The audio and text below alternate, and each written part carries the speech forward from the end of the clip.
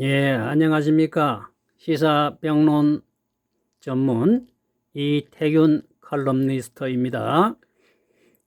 오늘은 선거 때만 되면은 여야 가릴 것 없이 쏟아지는 부동산가 대행 토목공사, 이 공약이 과연 국민을 위한 것이고 또 우리 국가 백년 대계를 위한 것인지에 대해서 평론을 할까 합니다.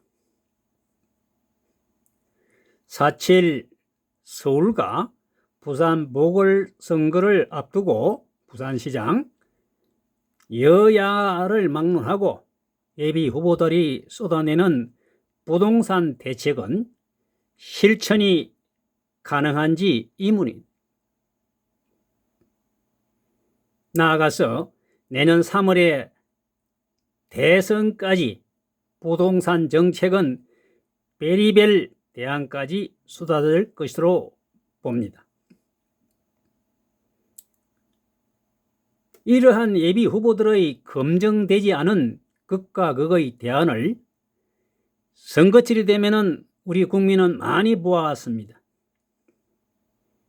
특히 서울시장 예비 후보들은 서울의 주택 안정과 전세난을 극복하고 일반 서민들의 주택난을 해소하고자 약 30만 호 내지 32만 호 정도의 주택을 서울에 건설하겠다고 경쟁적으로 공약을 발표하고 있지만은 노태우 정부 때 건설한 분당 신도시도 지금 10만 가구가 채 되지 않습니다.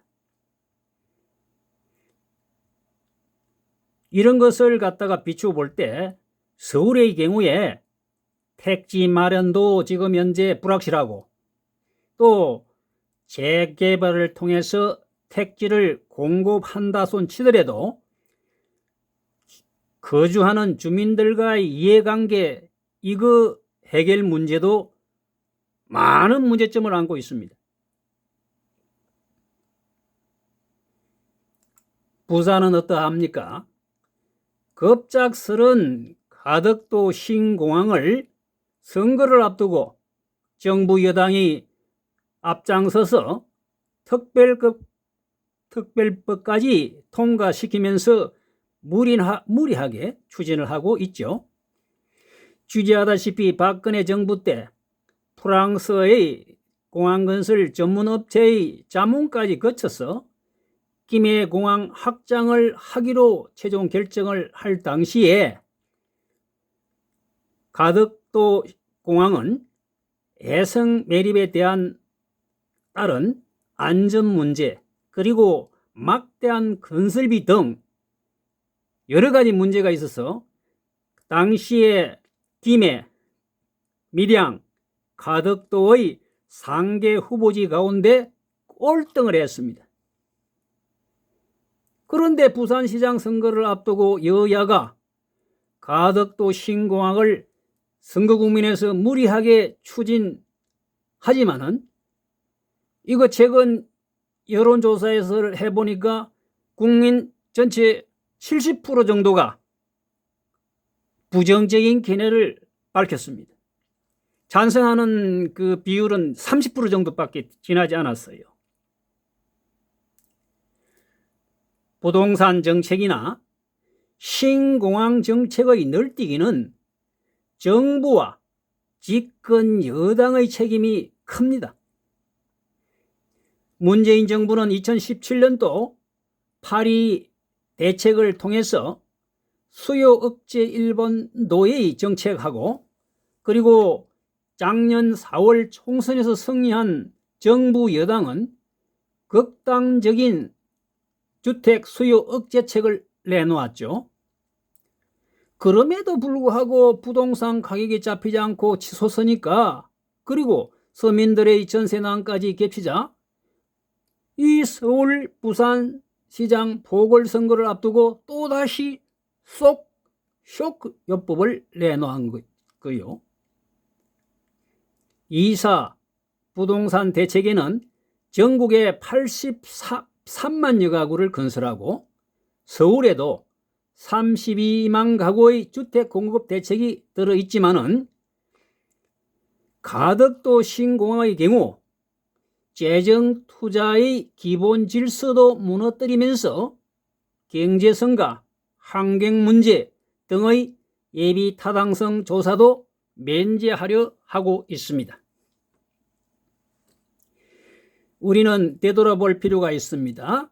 지난 김대중 정부 때 3천여 원을 들여가지고 목포와 강주공항을 대체한다는 명분으로 호남 지역의 국제허브공항으로 2007년도에 개항한 무안국제공항은 개항 이후 여러 가지 악재가 있었습니다. 세계 금융위기, 또 2009년도에 신종 플루 사태, 그리고 작년에 코로나19 유행 등의 외적인 요소가 있기는 했지만은 이용객이 적고 노선이 운행하는 항공사들이 적어서 만성적자에 흐드기고 있습니다.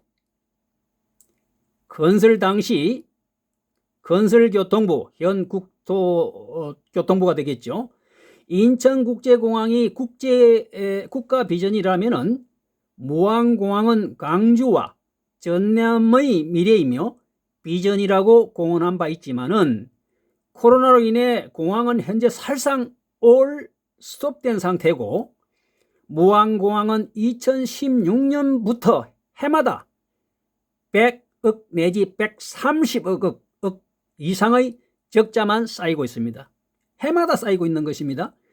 설령 앞으로 이러한 악재가 거친다 해도, 즉 코로나19 사태가 물러난다 해도 무안공항은 상당한 기간 동안 내국인 위주의 국내선 공항 역할로 적자를 면하기는 매우 어려워 보입니다. 이러함에도 불구하고 부산의 가덕도 신공항을 수십조 원을 들여가지고 건설한다고 정부 여당은 야단법석입니다.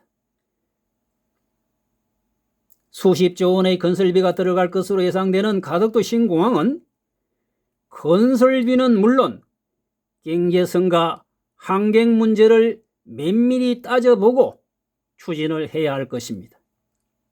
그리고 김해공항 확장을 폐기하는 것으로 최종 결론이 나겠지만 왜 김해국공항 확장 공사를 중단하고 가덕도 신공항을 건설해야 하는지에 대한 정부 여당의 설득력 있는 해명은 지금 현재 나오지 않고 있습니다.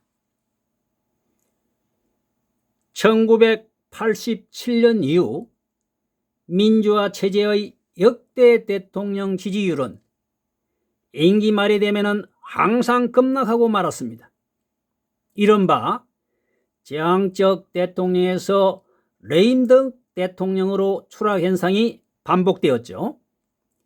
이것의 근본 원인은 여러 가지가 있겠지만은 정책의 일관성과 현실적 요인이 레임덕과 관련이 깊은 것으로 저는 판단하고 있습니다.